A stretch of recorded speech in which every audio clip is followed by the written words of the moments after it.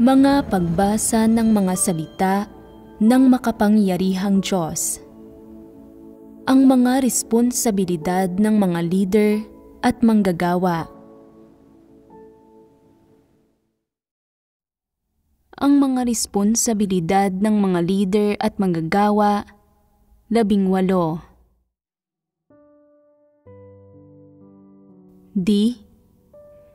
Pagkilatis sa iba't ibang uri ng walang batayang mga tsismis na nagbibigay ng maling interpretasyon sa mga salita ng Diyos at humuhusga sa gawain ng Diyos.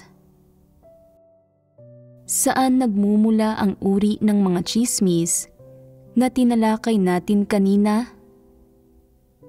Nagmumula ang mga ito sa malaking pulang dragon, mula sa relihiyosong mundo, at mula sa mga walang pananampalataya.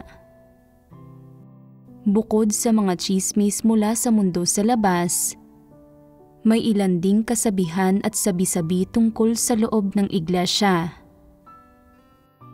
May mga ganap na walang katotohanang pahayag pa nga tungkol sa Diyos, sa gawain ng Diyos, sa araw ng Diyos, at sa ilan sa mga salita ng Diyos, pati na rin sa ilang misteryong may kinalaman sa Diyos at sa gawain niya, na nililikha ng mga tao batay sa mga imahinasyon at kuro-kuro nila, o batay sa patuloy na paghahatid ng maling impormasyon at walang batayang haka-haka.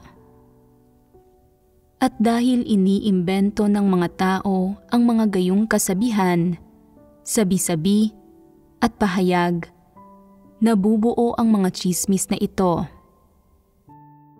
Kapag nabuo na ang mga tsismis, ang ilang tao na mahilig sa mga tsismis ay nagiging masigla tungkol sa pagpapakalat ng mga ito. Itinuturing na totoo ang mga tsismis at ipinapakalat ang mga ito kung saan-saan. Napakalinaw at napakadetalyado ang paglalarawan nila sa mga ito. Kaya ang ilang tao na walang kamalayan sa totoong kalagayan ng mga pangyayari at hindi nakauunawa sa katotohanan at mga hangal at mangmang ay tunay na naililihis ng mga tsismis na ito. Kapag nailihis na sila, naaapektuhan at naguguluhan ba sila? Mga karaniwang isyu rin ang mga ito na lumilitaw sa iglesia. Bagamat ang mga tsismis na ito ay hindi malubha kumpara sa iyong mga naninira at bumabatiko sa Diyos at sa sambahayan ng Diyos, hindi sinisiraan ni nilalapastangan ng mga ito ang Diyos, at bagamat hindi nagdudulot ang mga ito ng anumang kaguluhan o pinsala sa gawain ng Diyos, nakaaapekto pa rin ang mga ito sa buhay pagpasok ng ilang tao at dapat napigilan ang mga ito. Halimbawa, kapag nakakarinig ang ilang tao ng ilang mapanlinlang na komento, pinaniniwalaan nila ang mga ito sa puso nila at mabilis nilang ipinapakalat ang mga ito sa mga nasa paligid nila na malapit sa kanila. Habang kumakalat ang mga tsismis, dumarami at kumpleto ang mga detalye, at sa huli, nagsisimulang magmukhang totoong mga pangyayari ang mga tsismis. Kumpleto ang mga elemento gaya ng oras, lugar, at mga karakter. Ang mga gayong tsismis ay pasok sa mga kondisyon para maipakalat sa publiko, hindi ba? Anong impormasyon ang ipinapakalat? Sinasabi ng tsismoso, "May mahalaga akong dapat na sabihin sa inyo ngayon. Hindi mapapalagay ang kalooban ko kung hindi ko ito sasabihin. Ni hindi ako makakatutok sa pagbabasa ng mga salita ng Diyos. Sabik na sabik ako tungkol sa usaping ito. Sa wakas, tayong mga nananampalataya sa Diyos ay may pag-asa na ngayon. Kapag narinig ng lahat na may pag-asa, nagiging interesado at masigla sila. Labis na kaakit-akit ang paksang ito. Sinasabi nila, malapit nang matapos ang gawain ng Diyos. Lumitaw na ang ilang tanda na dati nang ipinropesiya ng Diyos tungkol sa katapusan ng gawain niya. Halimbawa, ang kalagayan ng buwan at araw, ang sitwasyon sa silangan at kanluran, ang bilang ng hinirang na mga tao ng Diyos sa bawat bansa, kung ilang tao ang nakagagawa ng mga tungkulin nila, at iba pa. Nasa harap na natin ngayon ang mga palatandaang ito ng pagtatapos ng gawain ng Diyos. Kailangan nating mabilis na maghanda. Tinatanong ng isang tao, ano ang dapat nating ihanda? Sinasabi ng tsismoso, dapat tayong maghanda ng mabubuting gawa at maghanda ng pagkain, at agad na ibigay ang lahat ng mga ipon natin bilang handog sa Diyos. Pagkatapos ay matitiyak natin ang isang mabuting hantungan. Sinasabi rin nila, sa ganito at ganyang taon at buwan, sa ganito at ganyang petsa, at sa ganito at ganyang oras, kailangan nating magtipon-tipon sa isang partikular na lugar kung saan maghihintay sa atin ang Diyos para kuhain tayo. Sinabi ng Diyos, kung hindi mo tatalikuran ang lahat, hindi ka karapat-dapat na maging disipulo ko at hindi karapat-dapat na maging tagasunod ko. Ngayon ay dumating na sa wakas ang araw ng Diyos at natupad na ang mga salita ng Diyos.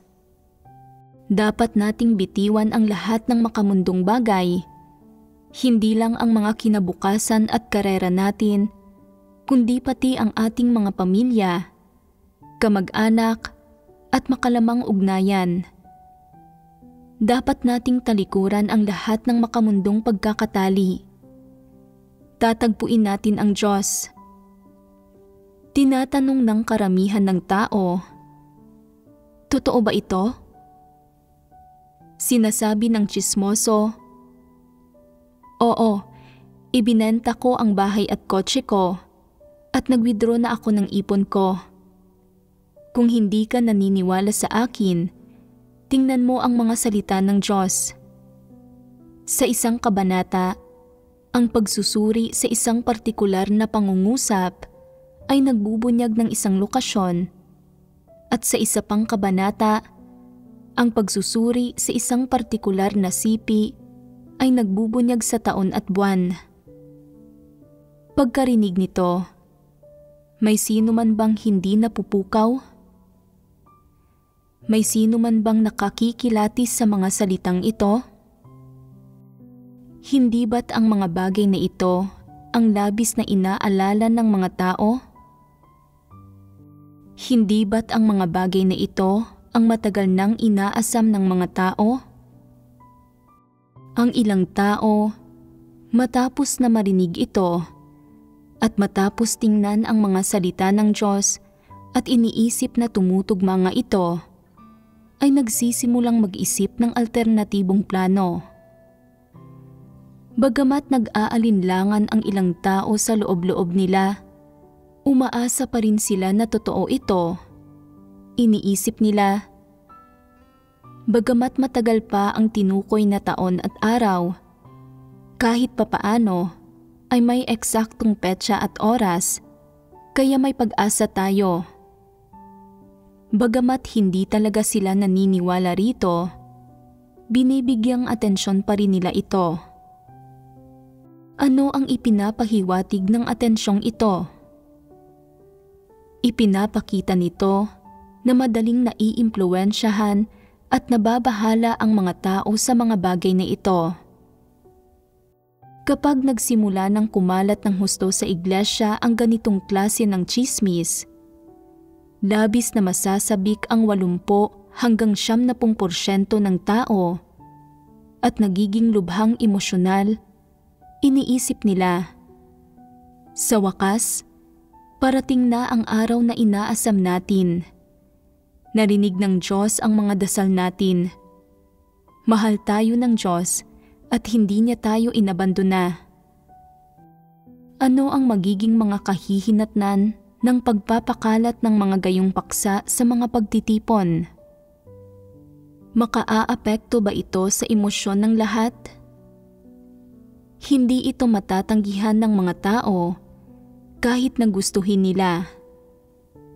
Pupukol sa puso nila ang bawat pangungusap ng naturang tsismis, kaya magiging imposible na hindi sila maniwala. Pinakamalamang na paniwalaan ng mga tao ang mga salitang ito. Kahit na hindi sila 100% sigurado, hinihiling pa rin nila na sana ay totoo ito. Iniisip nila. Sa pagninilay-nilay sa kung gaano karaming paghihirap ang tiniis natin sa pagsunod sa Diyos, ang matakwil ng mundo, tugisin ng gobyerno, usigin ng relihiyosong mundo, halos hindi na makahinga, namumuhay sa palagiang pagkatakot. Kailan matatapos ang mga araw na ito? Ngayon, dumating na sa wakas ang araw ng Diyos. Ang mga ganitong pag-iisip ay nagpapabilis sa tibok ng puso mo. Labis nating ginugol ang sarili natin para sa Diyos. Napakatibay ng pananalig natin sa pagsunod sa Diyos. Tiyak na totoo ang naririnig natin. Hindi na natin kailangang magpagalagala at magdusa sa mundong ito. Nararapat sa atin na hindi na gawin iyon. Kapag may ganito kang kaisipan at labis kang kumbinsido at napakarubdob ng damdamin mo tungkol sa tsismis na ito, gusto mo pa rin bang basahin ang mga salita ng Diyos? Sa puntong ito, hindi ba tila paimbabaw ang pagbabasa ng anumang sipi ng mga salita ng Diyos? Nadarama mo, bakit tila hindi na kinakailangan ngayon ang pagbabahagi ng pagkaunawang batay sa karanasan sa mga salita ng Diyos? Hindi na kailangan pang magdasal sa Diyos, tama? Dumating na ang araw ng Diyos at malapit na nating makatagpo ang Diyos ng harap-harapan. Kaya hindi ba't ang pagdarasal ngayon sa Diyos ay mangangahulugan na hindi natin nirerespeto ang Diyos? Kapag namumuhay sa laman, nang malayo sa Diyos, kinailangan nating magbasa ng mga salita ng Diyos para ibsan ang pananabik natin. Ngayon, malapit na nating lisanin ang mundong ito at malapit na nating makatagpo ang Diyos ng personal, kaya hindi na kailangang basahin ang mga salita ng Diyos. Walang anumang ginagawa natin ngayon ang kasing halaga ng pakikipagtagpo sa Diyos sa partikular na taon, buwan, araw at oras na iyon. Kay ganda ng magiging pangyayaring iyon. Kumpara sa pakikipagtagpo sa Diyos sa araw na iyon sa lugar na iyon, tila napakawalang kabuluhan ang pagbabasa ng mga salita ng Diyos. Hindi ka na makatutok sa pagbabasa ng mga salita ng Diyos. Hindi na mapakali ang puso mo. Inaasam na dumating na agad ang araw na iyon.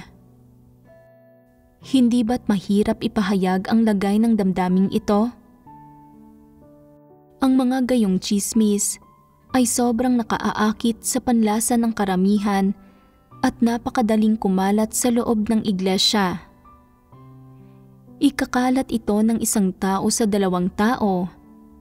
Sasabihin ito ng 2 tao sa 10 tao at lalo pang kakalat ng kakalat ang mga tsismis mula sa isang iglesia patungo sa 2 iglesia, mula sa 2 iglesia patungo sa 5, palawak ng palawak ang pagkalat ng mga ito.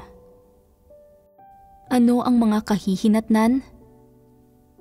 Ang mga tsismis na ito ay nagdudulot sa mga tao na pagdudahan ang Diyos, ilayo ang sarili nila mula sa Diyos, limutin ang tunay na pagmamahal ng Diyos sa pagliligtas sa sangkatauhan, Limutin ang tungkuling dapat nilang gawin at limutin ang daan na dapat nilang sundan. Sa halip, lubos na nakatuon sila sa paghahangad na makita ang pagdating ng araw ng Diyos at makita kung makatatanggap sila ng mga pagpapala.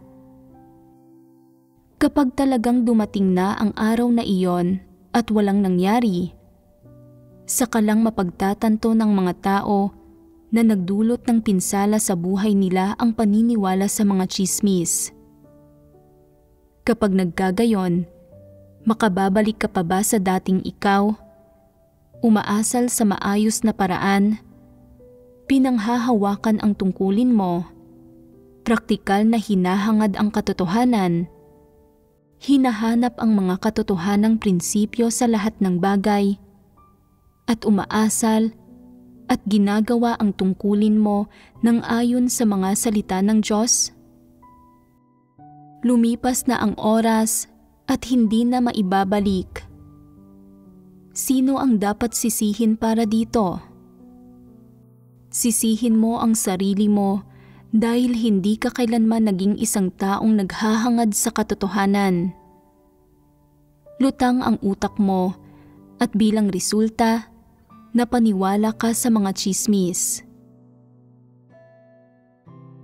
Para sa mga tao na nananampalataya sa Diyos pero hindi nakauunawa sa katotohanan, pwede silang madala ng isang tsismis sa isang napakalalim na hukay at masira sila. Ano ang ibig sabihin ng napakalalim na hukay? Sa simula, may normal kang pananampalataya sa Diyos at may pag-asa kang maligtas, pero naligaw ka ng iisang tsismis. Nang hindi mo napagtatanto, nailihis ka na ni Satanas, naniwala ka sa mga maladyablong salitang sinabi ni Satanas at sinundan mo ito. Lumakad at naghangad ka ayon sa landas na inilatag ni Satanas para sa iyo. At habang mas lumalayo ka, mas nagdidilim ang puso mo at mas napapalayo ka sa Diyos. Kapag ganap mo nang iniwanan at itinakwil ang Diyos, hindi ka lang nagkakaroon ng mga pagdududa tungkol sa Diyos sa puso mo, kundi ang mas malubha pa, nagkakaroon ka ng mga reklamo tungkol sa Diyos at pagtatatwa sa Diyos. Kapag narating mo ang puntong ito, hindi ba't dulo na ito ng landas para sa iyo? Hindi ba't ito ang napakalalim na hukay? Ito ba ang isang bagay na gusto mong makita? Kapag narating mo ang puntong ito, kaya mo pa rin bang magkamit ng kaligtasan? Hindi, at napakahirap nang bumalik. Bakit? Dahil tumigil na sa paggawa ang Diyos, tumigil na sa paggawa ang banal na Espiritu, at napupuno ka na ng kadiliman. Isang mataas na pader ang itinayo sa pagitan mo at ng Diyos. Ano ang pader na ito? Ito ang mga kuro-kuro, imahinasyon, at tsismis na itinanim ni Satanas sa iyo, at mga personal na pagnanais. Ang kaalaman mo tungkol sa mga positibong bagay, tulad ng pagkakakilanlan, diwa, katayuan ng Diyos, at iba pa, ay biglang lumalabo at unti-unti pa ngang naglalaho. Sobrang nakakatakot ito. Hindi ba't ito ay pagkahulog sa napakalalim na hukay? Kapag nasadlak ka sa ganitong sitwasyon, kaya mo pa rin bang magtiis ng paghihirap at magbayad ng halaga para gawin ang tungkulin mo? Kaya mo pa rin bang tahakin ang landas ng paghahangad sa katotohanan para makamit ang kaligtasan? Sinasabi ko sa iyo, napakahirap nang bumalik. Ito ay pagiging naligaw. Kahit ang isang tsismis lang, kung hindi ka maingat kahit sandali at nalihis ka, pwedeng magkaroon ng mga hindi lubos maisip na resulta. Sa makatwid, kapag lumilitaw sa iglesia ang mga gayong tsismis tungkol sa gawain ng Diyos, dapat na agad napigilan at limitahan ang mga ito. Hindi dapat mag-imbento ang isang tao ng mga bagay-bagay ng walang batayan, at hindi dapat gumawa ng kung ano-anong kasinungalingan na gustong marinig ng mga tao para ilihis at iligaw sila mula sa tamang landas. Kahit na gusto ng mga tao ang mga paksang ito, ano ang mabuting nagagawa nito kung tututukan ito ng isang tao sa kanyang puso at ipapakalat niya ang mga ito? Anong pakinabang ang maaaring makamit? Sinasabi ng ilang tao, pwedeng sabihin ng taong iyon ang anumang gusto niya, yamang bibig naman niya ito, kaya hayaan siyang magsalita ayon sa gusto niya. Depende iyan sa kung ano ba ang sinasabi. Kung isa itong bagay na nakapagpapatibay sa mga tao, pwede itong sabihin at ipalaganap. Pwede itong ipalaganap sa anumang paraan. Pero ang mga tsismis na ito ay hindi nakapagpapatibay sa mga tao kahit kaunti. Inililihis lang ng mga ito ang mga tao at inililigaw ang atensyon nila. Ginugulo ang paghahangad nila at inililigaw sila mula sa tamang landas. Nakaaapekto sa ugnayan nila sa Diyos, nakaaapekto sa normal nilang paggampan ng tungkulin nila, at nakaaapekto sa normal na kaayusan ng gawain ng iglesia. Kapag tinanggap na ng mga tao ang mga tsismis na ito, para silang hindi makalabas sa isang pasikot-sikot at nakalilitong lugar. Kaya, kapag narinig mo ang mga tsismis na ito, kung sa iyo lang sinabi ang mga ito ng isang tao, dapat mong tanggihan ang mga ito. Kung sasabihin niya ang mga ito sa gitna ng ibang tao, hindi mo lang dapat tanggihan ang mga ito, dapat mo ring ilantad at himayin ang mga ito. Huwag hayaang malihis ang mas marami pang tao. Lalo na sa kaso ng mga 1 o 2 taon pa lamang na mananampalataya o 2 o 3 taon, hindi pa rin sila nakakikilati sa mga usapin ng hantungan, pakikipagtagpo sa Diyos at pagkakadala pa itaas. Hindi pa sila nagkakaroon ng interes sa katotohanan at wala silang landas para sa paghahangad sa katotohanan at paghahangad ng disposisyonal na pagbabago sa pananalig nila. Sa mga gayong sitwasyon, sila ang pinakamadaling nalilihis at naiimpluwensyahan ng mga tsismis na ito. At kapag nalihis na sila, hindi lubos maisip ang mga kahihinatnan. Para itong pagkonsumo ng lason. Kahit na may kontralason, hindi ba't napinsala na ang katawan mo? Kahit na makaligtas ka, pwede bang baliwalain ang paghihirap at pinsala sa katawan mo? Sa makatuwid, kapag nahaharap sa mga tsismis na ito, dapat mong kilatisin at tanggihan ang mga ito. Huwag tratuhin ang mga ito bilang mga kwento ni bilang mga totoong pangyayari. Ang ilang tao ay partikular na interesado sa mga tsismis na ito at ipinapalaganap at ipinapakalat nila ang mga ito sa lahat ng lugar. Ibinabahagi ang mga ito sa iba na para bang ang mga ito ang katotohanan. Ano ang kalikasan nito? Hindi ba't pagkilos ito bilang mga alipin ni Satanas? Dapat na pungusan at bigyan ng babala ang mga gayong tao. Kung hindi sila magsisisi, dapat silang paalisin. Kung sa isang punto, Matauhan sila at sabihin nila, mali ang magpakalat ng mga tsismis. Kumilos ako bilang isang alipin ni Satanas at hindi ko na muling ipakakalat ang mga ito. Kapag nagkagayon, ay pwede silang isailalim sa obserbasyon. Kung magsisisi sila at magpapakita ng mabuting pag-uugali, pwede silang tanggaping muli sa iglesia ng may kondisyon. Kung babalik ang masama nilang gawi, dapat silang alisin. Ang mga tsismis tungkol sa gawain ng Diyos ay hindi limitado sa mga ito.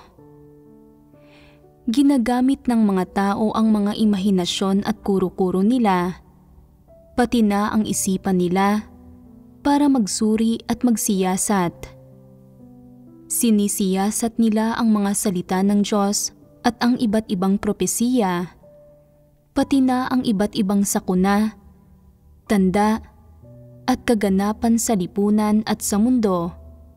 Umaasa pa nga sila sa mga panaginip nila para malayang magkomento sa gawain ng Diyos.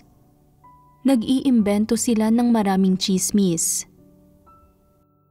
Maraming tao ang hindi regular na nagbabasa ng mga salita ng Diyos o regular na pinagsusumikapan ang katotohanan, lalong hindi nila regular na pinagsusumikapan ang paghahanap sa mga prinsipyo sa paggawa ng mga tungkulin nila. Sa halip, pinagninilayan nila ang mga tanong na tulad ng, paano nagsimula ang pagpapakita at gawain ng Diyos? Sino ang nagsimula ng lahat ng ito? Anong papel ang ginampanan ng mga tao? Anong mga kaganapan ang nangyari? Sinisiyasat nila ang mga panlabas na penomenong ito at ang administratibong balangkas ng iglesia, tauhan at iba pa. Pagkatapos ng lahat ng pagsisiyasat na ito, ibinubuod nila ang lahat ng ito at bumubuo sila ng ilang di umano'y mga panuntunan o penomeno at ipinapakalat nila ang mga ito sa iglesia na para bang ang mga ito ang katotohanan. Kapag ipinapakalat nila ang mga ito, inilalarawan nila ang mga ito sa isang malinaw at detalyadong paraan at maaari pa ngang isipin ng mga walang pagkilatis na tinatalakay nila ang gawain ng Diyos.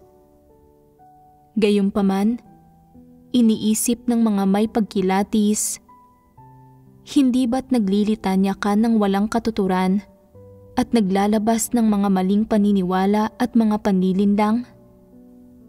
Hindi ba't hinuhusgahan mo ang gawain ng Diyos? Hindi ito pagbabahagi ng pagkaunawa at mga karanasan. Wala itong kinalaman sa katotohanan. Pag-iimbento ito ng mga tsismis at dapat itong pigilan agad. Kung hindi, malilihis ang ilang tao. Ang mga panlilinlang at maling paniniwalang ito na maituturing na mga tsismis ay hindi naaayon sa katotohanan at gumugulo sa pagkaunawa ng mga tao sa katotohanan. Kapag ang akto ng pagpapakalat ng mga tsismis ay lumilitaw sa iglesia, dapat itong pigilan agad. May ilang tsismis din na mga maladyablong salita na humuhusga sa gawain ng Diyos.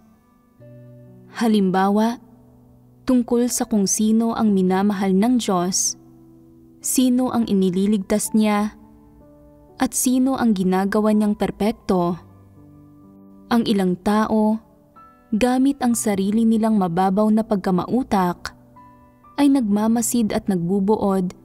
Sinasabi nila, iyong mga nasa mundo na may kakayahan at iyong mga naglingkod bilang mga opisyal at iyong mga naging pinuno ng kagawaran o mga CEO ng mga kumpanya, kapag pumupunta sila sa sambahayan ng Diyos, ay direktang nagiging mga leader o agad na namamahala sa mga pangkalahatang usapin at pananalapi. Ang mga taong ito ang ginagawang perpekto ng Diyos. Hindi ba't pag-iimbento ito ng mga tsismis? Pag-iimbento nga ito ng mga tsismis. Ano ba ang isang tsismis? Ito ay pagsasalita ng iresponsable, gumagawa ng bulag na mga paghuhusga at pagbubuo ng mga konklusyong walang batayan sa paraang hindi naaayon sa mga katunayan. Pawang tsismis ang mga salitang ito. Sinasabi ng ilang tao, si ganito at ganyan ay naghandog ng 10,000 yuan. Malaki ang pananalig niya, makapapasok siya sa kaharian. Dahil dito, iyong mga walang pera ay nagiging negatibo at nababagabag. Sinasabi nila, bagamat marami-rami na rin akong inihandog, hindi ito katumbas sa inihandog nila ng 1 beses. Ibig sabihin ba nito ay hindi ako maliligtas at magagawang perpekto? Ayaw ba ng Diyos sa isang tao na katulad ko? Pagkatapos, sinasabi ng iba na nag-iimbento ng mga tsismis. Hindi makapapasok sa kaharian ang mayayaman. Gusto ng Diyos ang mahihirap. Nagiging masaya ang mahihirap na tao na iyon. Bagamat hindi ako nakapaghandog ng maraming pera, pwede pa rin akong makapasok sa kaharian habang ang mayayaman ay naiiwan.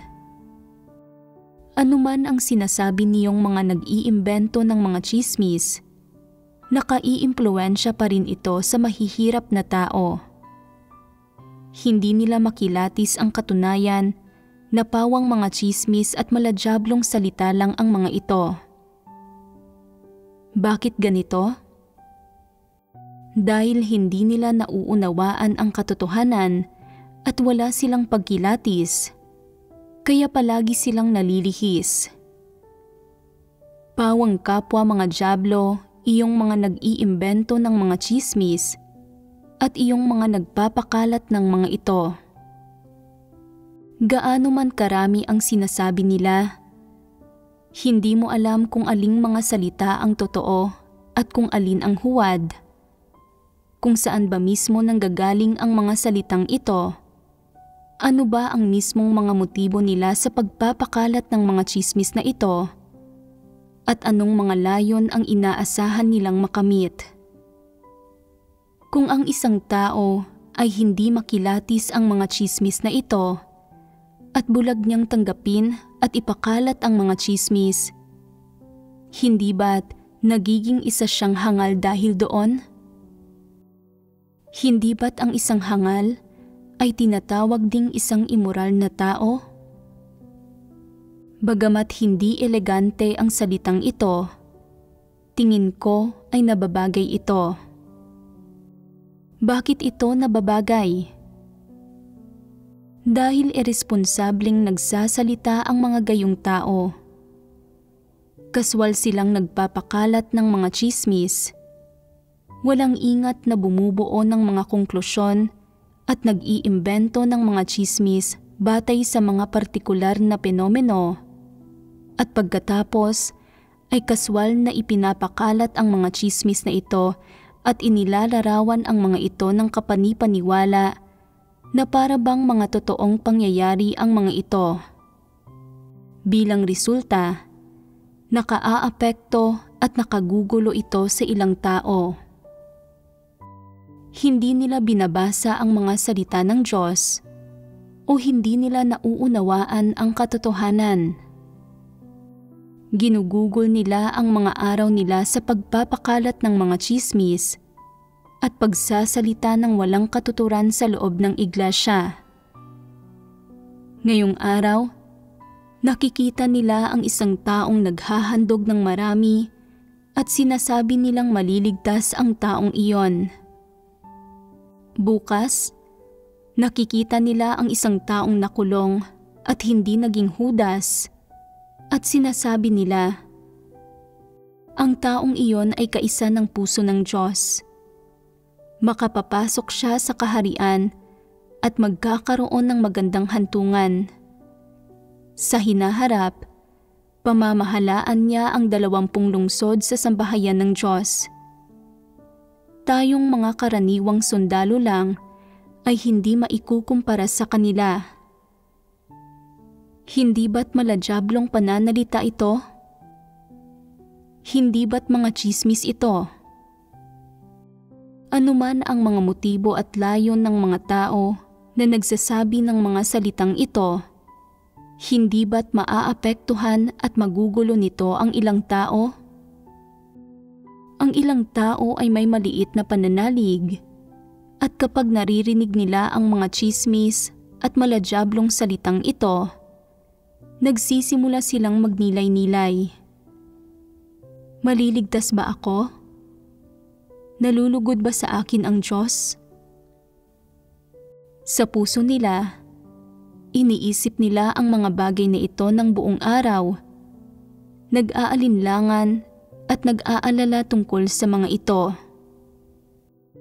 Dahil sa walang basehang kalokohan ng mga nag-iimbento ng mga tsismis, nararamdaman nilang wala silang pag-asang maligtas, kaya lumalapit sila sa Diyos at nagdarasal. Hindi mo ba ako mahal, O Diyos? Napakarami ko ng tinalikuran para sa iyo. Kailan ba kita mapalulugod? Punong-puno sila ng mga hinanakit. Walang nangyari, kaya saan nagmumula ang mga hinanakit na ito? Ang mga ito ay dulot ng mga tsismis na iyon. Ang mga individual na ito ay nalason at bumagsak. Wala silang nararamdamang anumang pagsisisi o pagkakasala para sa anumang nabunyag nilang mga tiwaling disposisyon o anumang mga pagsalangsang na nagawa nila. Hindi sila kailanman umiiyak dahil dito, kahit ni isang luha.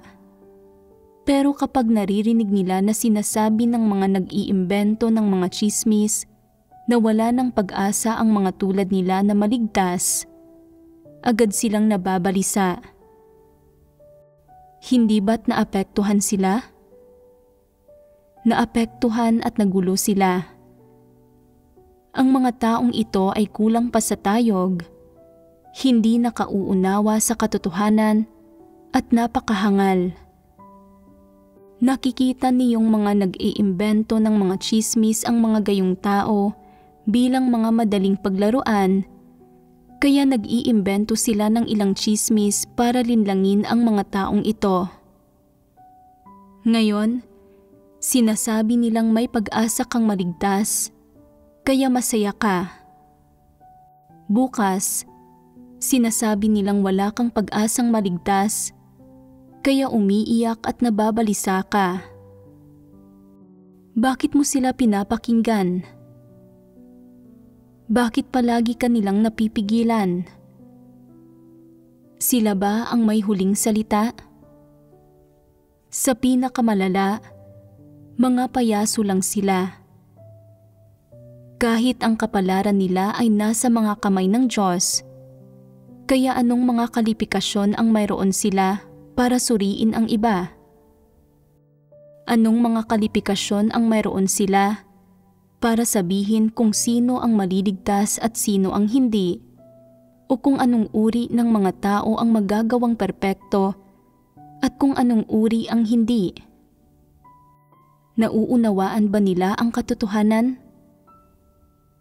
Alin sa mga salita nila ang naaayon sa mga layunin ng Diyos at sa mga salita ng Diyos? Wala ni isang salita nila ang naaayon sa mga salita ng Diyos, kaya bakit mo sila pinaniniwalaan? Bakit kanila nagugulo? Hindi ba't dulot ito ng kahangalan? Dulot man ito ng kahangalan at kamangmangan, o dahil masyadong maliit ang tayog mo at hindi mo nauunawaan ang katotohanan, ano't anuman, ang mga nagpapakalat ng mga tsismis sa iglesia ang pinakakasuklam-suklam. Dapat silang kilatisin, ilantad, at pagkatapos ay pigilan o paalisin. Sinasabi ng ilang tao, "Tingnan mo si ganito at ganyan na may kaaya-ayang hitsura. Pinili siya para maging isang leader ng iglesia. Si ganito at ganyan ay umuunlad sa lipunan. Lahat ng nakakakita sa kanya ay gusto siya."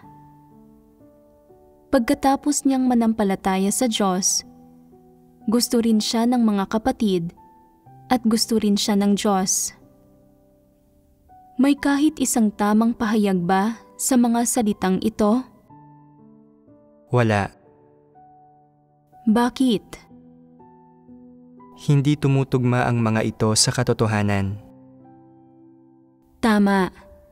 Hindi tumutugma sa katotohanan ang mga salitang ito. Pawang mga maladyaablong pananalita ang mga ito. Sinasabi ng ilan, ang pamilya ni ganito at ganyan ay mayaman, maganda ang kalagayan sa buhay, at maalam sila. Kaya sa sambahayan ng Diyos, sila ang nangangasiwa sa pananalapi at mga pangkalahatang usapin. Kapaki-pakinabang sila at kaya nilang akuin ang tungkuling ito. Ito ay ordinasyon ng Diyos. Dahil ba sa pagdaragdag ng ordinasyon ng Diyos, ay tumutugma na sa katotohanan ang pahayag na ito? Hindi ba't maladyaablong pananalita ito? Ang mga gayong maladyaablong pananalita ay kolektibong tinatawag na mga tsismis. Anumang irresponsableng pahayag na hindi tumutugma sa mga katunayan, na kumukontra sa mga katunayang inorden ng Diyos, ay mga walang ingat na salita at walang batayang konklusyon. Pawang mga tsismis ang mga gayong pahayag. Bakit inilalarawan bilang tsismis ang mga ito? Dahil ang mga pahayag na ito, kapag nailabas na, ay makagugulo at makapipinsala sa normal na pag-iisip at mga layon ng paghahangad ng ilang tao, kaya inilalarawan ang mga ito bilang mga tsismis. Ayon sa mga salita ng Diyos, sinasabi lang ng Diyos na ang lugar ng kapanganakan, pinagmulang pamilya, hitsura, natapos na pag-aaral ng mga tao at iba pa ay inorden ng Diyos. Hindi niya kailanman sinabi sa mga tao na ang hitsura, panlipunang pinagmulan, o mga likas na kondisyon ng anumang kategorya ng mga tao ay mga kondisyon para mapagpala. Ang tanging pamantayan na hinihingi ng Diyos sa mga tao ay na magawa nilang hangarin ang katotohanan at makamit ang pagpapasakop sa Diyos. Ito ang pinakamahalaga. Kung hindi tahasang nagsasaad ng isang bagay ang mga salita ng Diyos, at produkto lang ito ng mga personal na imahinasyon o haka-haka ng mga tao, itinuturing ding mga tsismis ang mga gayong pahayag. Palaging gustong husgahan ng mga tao kung pagpapalain ba ang isang tao batay sa mga obserbasyon at pagkaunawa nila, at dagdag pa rito, batay sa mga sarili nilang kuro-kuro at imahinasyon. Pagkatapos, inilalabas nila ang mga panlilinlang na ito para impluwensyahan ang paghahangad ng iba sa katotohanan, basta-bastang pinagpapasyahan kung sino ang maliligtas at sino ang hindi, kung sino ang mga tao ng Diyos at sino ang mga trabahador. Mga tsismis ang lahat ng ito. Tungkol sa mga tsismis, pwede rin nating tawagin ang mga ito na mga maladyaablong salita. Anuman ang uri ng mga tsismis, o maladyablong salita ang lumitaw, dapat agad na kumilos ang mga leader ng iglesia para pigilan at limitahan ang mga ito. Siyempre, kung may sino man sa mga kapatid ang may pagkilatis, dapat din silang kumilos para himayin at kilatisin kung saan nagmumula ang mga tsismis at kung ano ang kalikasan ng mga ito. Kapag nagkamit ng pagkaunawa ang mga kapatid sa mga bagay na ito, maaari silang tumindig para pabulaanan at pasinungalingan ang mga tsismis na ito at limitahan din iyong mga nagpapakalat ng mga tsismis, sama-samang tumututo laban sa kanila. Paano nila ito dapat gawin? Sa pamamagitan ng hayagang pagtuligsa sa mga tao na iyon sa harap ng lahat. Ang sinasabi mo ay pawang mga tsismis at maladyablong pananalita. Hindi ito tumutugma sa mga salita ng Diyos, ni hindi ito tumutugma sa mga pangangailangan namin. Kung patuloy kang magpapakalat ng mga tsismis sa kabila ng mga paalala, papaalisin ka namin para mawalan ka ng pagkakataong mag-imbento ng mga tsismis at magdulot ng mga kaguluhan sa iglesia. Kumusta ang ganitong pagsasagawa? Ang paggawa nito sa ganitong paraan ay tumutugma sa mga katotohanang prinsipyo. Kung makikipagbahaginan ka sa mga personal mong pagkaunawang batay sa karanasan, nagsasabi ng mga bagay na nakapagpapatibay sa mga tao, kahit paano ka magsalita ay ayos lang. Pwede mong gamitin ang anumang salitang gusto mo, formal na wika man o kolokyal. Lahat ito ay pinapahintulutan. Ang tanging hindi mo pwedeng gawin ay magpakalat ng mga tsismis.